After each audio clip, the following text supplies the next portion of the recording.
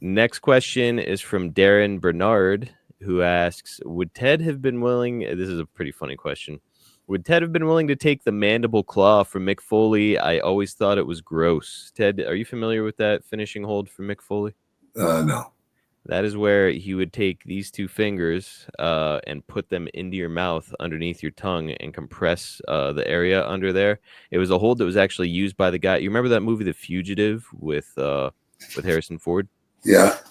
So the real story about that is about a guy who, same thing. He was a doctor. He was chased by the law. It was discovered that he was innocent, and his career afterwards was he became a professional wrestler, and that was his finishing maneuver, the mandible claw.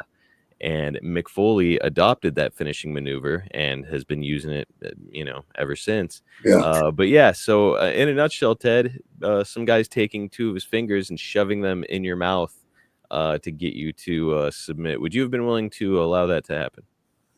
No. You'd have told Mick, hey, let's get to the finish. Hey, you know what? You know, your hands touch everything. Yeah. Yeah. You know?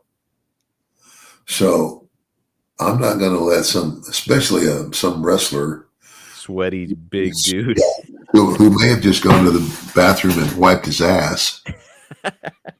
I'm not going to let that guy stick anything in my mouth. Are you familiar with Mick Foley's Mr. Socko thing that he was doing as well? Yeah. The idea was it was like his dirty sock, so he'd put the sock on first and then give people the mandible claw.